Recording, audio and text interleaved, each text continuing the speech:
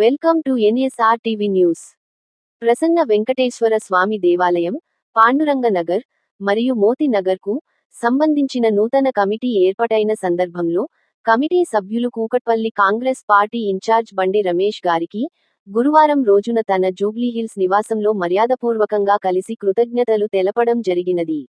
ఈ కార్యక్రమంలో గోపిశెట్టి రాఘవేందర్, సుధాకర్ రెడ్డి మరియు కమిటీ మెంబర్స్ రామకృష్ణారావు, బుచ్చయ్య, నరసింహులు, జనార్దన్, మల్లికార్జున్ రెడ్డి, నాగేశ్వరరావు, అనుపమ తదితరులు పాల్గొన్నారు.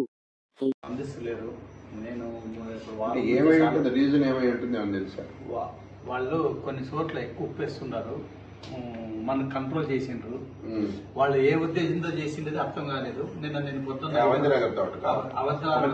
నగర్ వాళ్ళకి కొన్ని డౌన్కి వెళ్ళిపోతున్నారు.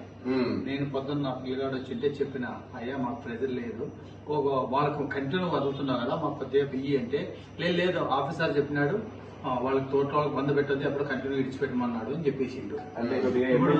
10 రోజుల నుంచి సఫర్ అవుతున్నాము. 10 రోజుల నుంచి సఫర్ అవుతున్నాము. ఇప్పుడు 20 రోజుల నుంచి చెప్తూ ఉన్నాం, మనలో మాట్లాడుతున్నాము, పిలుస్తున్నాము, మాట్లాడుతున్నాము. అక్కడ కూడా